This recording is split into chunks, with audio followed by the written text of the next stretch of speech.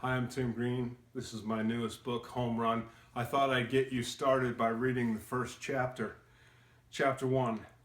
Part of Josh loved his father dearly, but another part, well, hate was a word his mother said you should never use. He did hate some of the things his father did.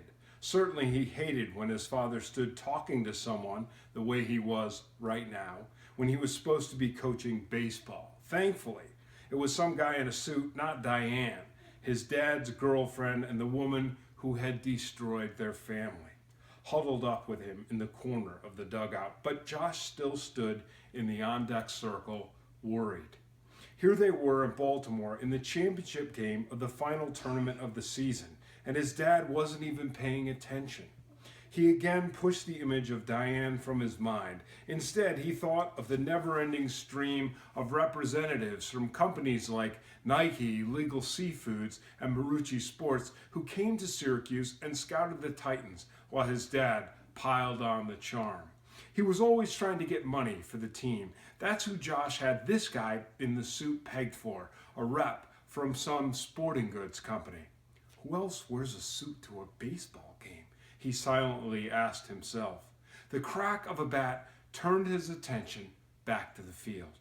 Benji Lita, one of Josh's two best friends in the world, rumbled down the first base line, scuffing up puffs of white chalk. The ball rebounded off the left field wall, but a strong-armed outfielder from Oxford, Mississippi, and too many double cheeseburgers under Benji's sizable belt kept him at first.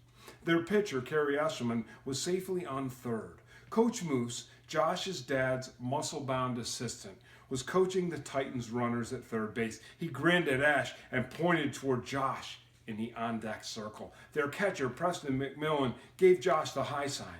Benji bounced on the first base bag, clapping his hands and shouting, "This is it, y'all! Heavy hitter 2 is on the bag! Man in scoring position, and heavy hitter 1 is about to blast it over you Rebel boys' heads." Josh's teammates elbowed each other and snickered. Even Billy Duncan, their tall, awkward right fielder, who'd struck out 3 times already, broke into a grin from his seat on the end of the bench. Jaden Niedermeyer, Josh's other best friend in the world, was in the dugout keeping stats for the team. Jaden buried her face in her hands, covering her striking yellow-green eyes and honey-brown face. The Oxford Wildcats just stared, still amazed at Benji's loudmouth antics, even though they'd gotten a full dose of them now for nearly 6 whole innings. Josh swung his bat a final time, then stepped out of the on-deck circle, heading for the batter's box. The stands behind the backstop teemed with balloons, banners, caps, and colorful summer clothes.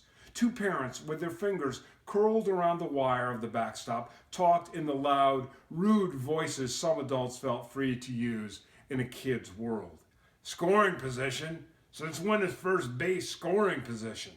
Since the LeBlanc kid is up next. Everyone on base is in scoring position when that kid hits. Josh's cheeks warmed, and he directed his gaze ahead at the catcher and umpire, even though he wanted to turn and enjoy the praise from the well-informed strangers.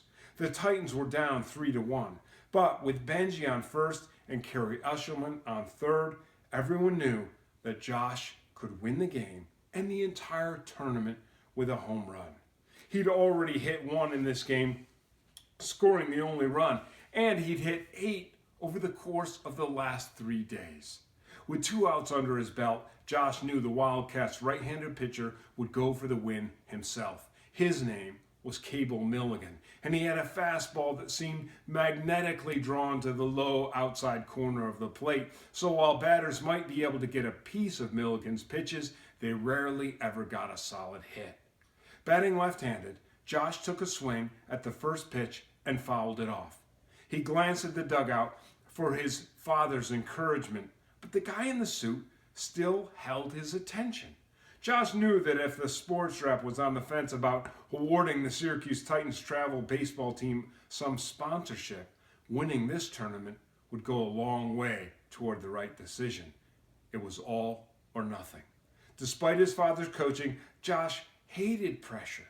He knew true champions got cool under pressure, but he could feel the droplets of sweat beating on his upper lip. And when Benji opened his mouth and began to jaw about heavy hitter one, Josh shot him a look and signaled for total silence.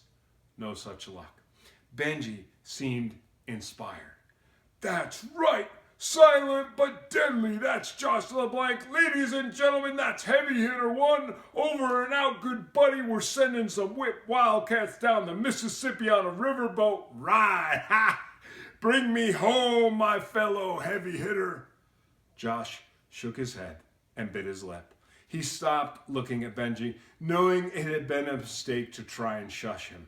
Benji and his mouth were two separate things. And while Benji was lovable and funny, his mouth was like a broken toilet.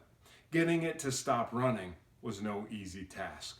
Josh breathed in deeply the smell of dusty dirt and warm grass, hot dogs, and cotton candy. He nodded at the ump and locked eyes with the Mississippi pitcher, a lanky, dark-haired kid with freckles and a mean-looking smile.